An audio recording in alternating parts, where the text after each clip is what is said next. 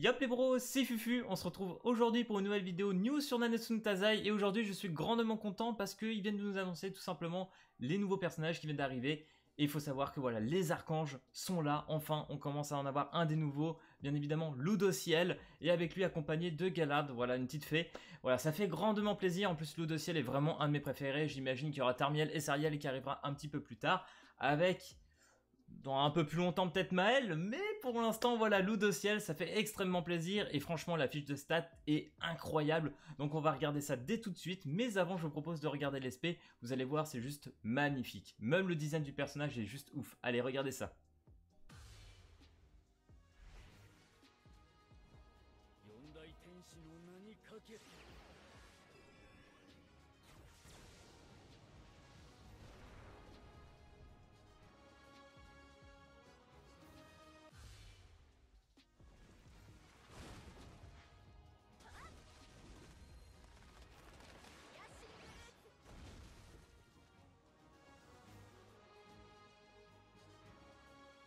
Ok, j'espère qu'en tout cas les SP vous auront plu, qu'elles vous auront hype sur les personnages parce que franchement c'est juste ouf. Et on commence dès maintenant avec la première fiche de stats avec Ludociel qui sera d'affinité vitesse et ça c'est vraiment pas mal.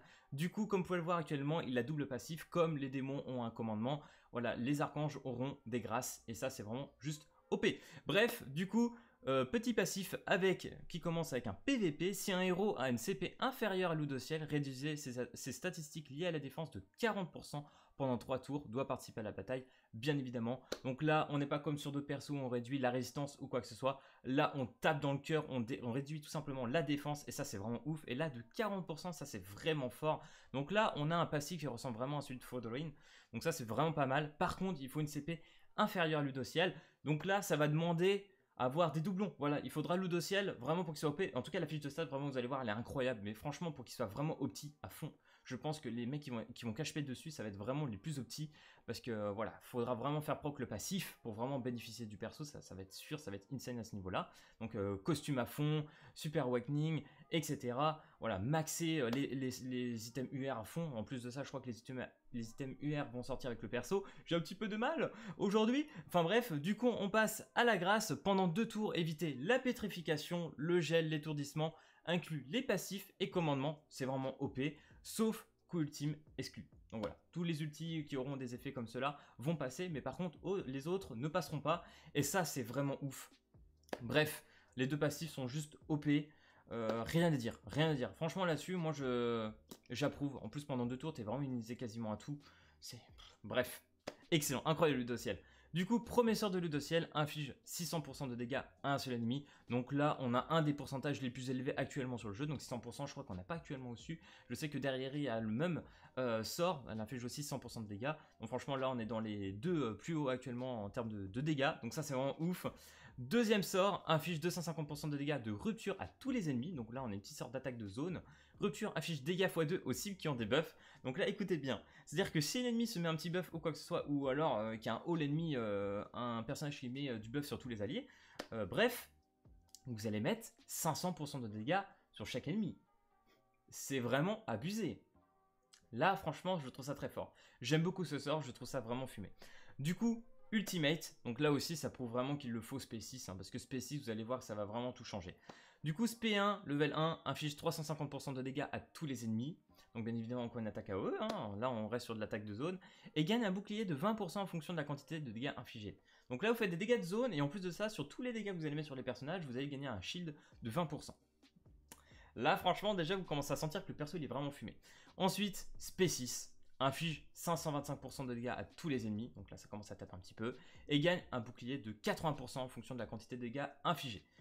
Donc là c'est plus 20, mais 80% si vous l'avez SP6, autant vous dire que le personnage il va prendre jamais de dégâts, et en plus de ça, si vraiment les ennemis ont des CP inférieurs à Ludociel, vous allez mettre 40% de dégâts, mais franchement c'est insane. Imaginez vous le jouez avec une Lilia, avec la perfo etc, mais les gars, franchement, le PVP, il n'existe plus. Si vous avez ce personnage spéciste ou hop, il va rouler sur le PVP, franchement, ça va être violent. Franchement, je l'attends avec impatience et de voir tout simplement les gameplays de ceux qui vont le jouer à fond, qui va être maxé, etc. Ça va être un monstre. Je me fais pas de soucis dessus, il va être OP. Du coup, on va passer sur Galad. Ok, du coup, on se retrouve sur Galad, qui sera d'affinité vitalité, donc verte, donc comme les derniers persos qu'on a eu comme Eren, Droll, etc. Le vert commence à revenir, j'espère qu'on les verra sur le ladder, parce qu'actuellement, ce qui carry, c'est vraiment le rouge et le bleu. Donc ça va être vraiment très intéressant. En tout cas, j'espère qu'actuellement, les petites fiches de stats et tout, de ce que vous pourrez voir, va vous émoustiller un petit peu, parce que franchement, là, ça commence à être très puissant. Moi, je trouve ça très intéressant, du moins le dossier, franchement, il est incroyable. On va regarder Galad, ça va être un petit peu moins différent, mais pourquoi pas. Du coup, là, le passif va être un petit peu mal traduit, c'est pas grave, je vais vous le faire moi-même. Donc en gros, à la fin de votre tour, pour chaque allié, en gros, pour chaque jauge d'ultime sur les alliés, vous allez gagner 1% d'HP max. Donc en gros, vous allez vous heal de 1% de leur PV max. Ok, donc c'est ça. Le passif commence lors de la participation à la bataille. Donc en gros, lorsque Galad est sur le terrain. Donc en gros, à la fin de votre tour, en fonction de jauge d'ultimate que vous avez sur chacun de vos alliés, vous allez gagner 1% de leur PV max. Donc en gros, vous allez gagner peut-être jusqu'à 5% si vous avez 5 jauges d'ultimate. Donc ça, c'est très important de le souligner. Pareil, PV max, c'est très important parce que PV max, c'est vraiment votre jauge à proprement parler d'HP et pas les PV restants qui vous restent en prenant des coups. Donc là, il y a vraiment moyen de se heal un petit peu. Donc ça, c'est vraiment pas mal.